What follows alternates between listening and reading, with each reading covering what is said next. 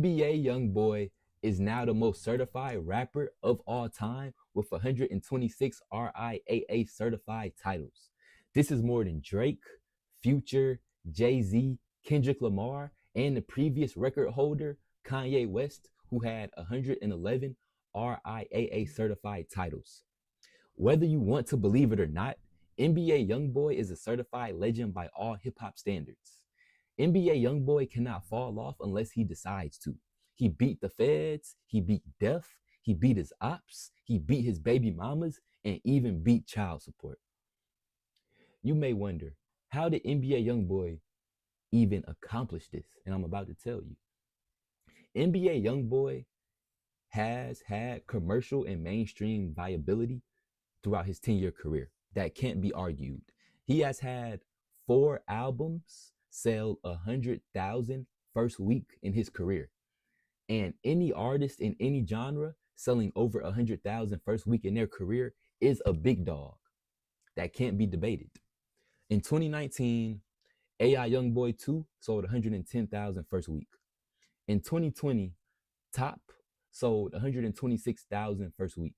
In 2021, Sincerely Contrail sold 137,000 units first week. And this 2021 Sincerely Contrail era was big. This was very big. This album charted #1 on Billboard while NBA Youngboy was locked up. And it did due to his strong fan base.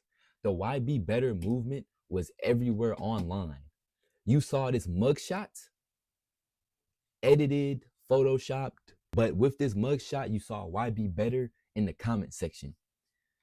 And niggas was just saying dumb shit. Niggas was saying, YB fuck your bitch better, YB kill people better, YB make better music, YB beat his baby mamas better, a whole bunch of dumb shit. but that accumulated into that album selling so well. And due to his fans going so hard for him, even his label started putting up YB Better billboards. That translated to his label putting up YB Better billboards during that album rollout. And Youngboy's 4th album that sold 100,000 first week was The Last Slime Mito in 2022. Let's not forget that YB has a hit. Shot Callin' is a certified hit. It peaked at 43, so this song was a top 50 Billboard hit at one point. And this song is currently platinum. It went platinum in less than a year. We can't forget about Youngboy's album, Massa, that sold 50,000 first week, but it's not about first week sales in 2026. I hate that we've become so consumed with first week sales as consumers and just hip hop, rap listeners, fans in general, but first week sales are irrelevant. First week sales only have to do with the hype an artist has. This album sold 50,000 first week, but it is still on the charts 25 weeks later. That shows longevity. And then we gotta discuss Youngboy's tour.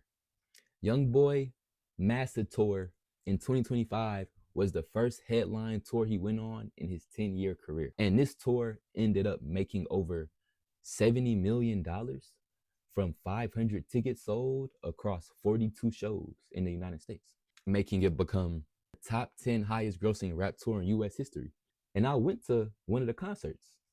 I went to the Atlanta concert. Atlanta had 2 Youngboy shows planned. The first one still happened, but the second one did get canceled.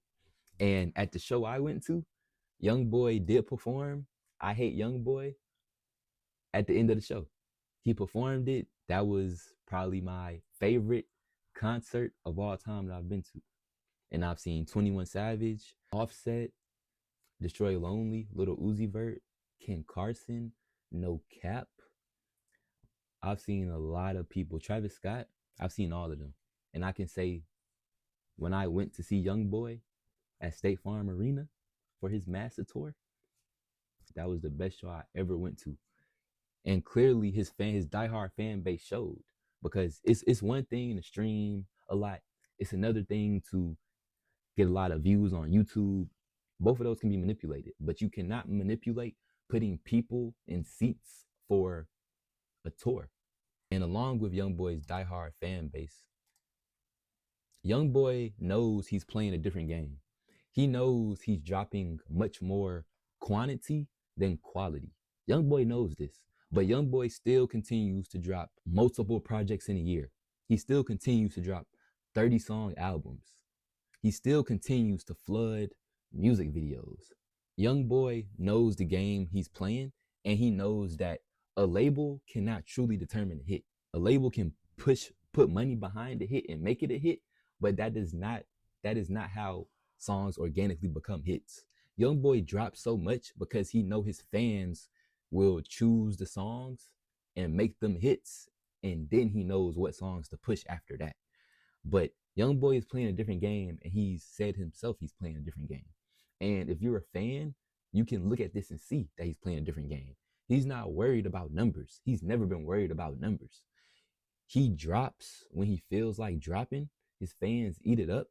And there will be times where he does delay in dropping music to promote an album, like how he did with Slime Cry. He knows his fans consume his music relentlessly when he drops, and he knows his fans will continuously support him forever.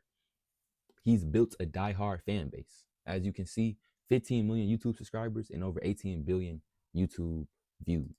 And then the day after his Slime Cry album dropped, this YouTube Billboard rule became effective on January 16, 2026.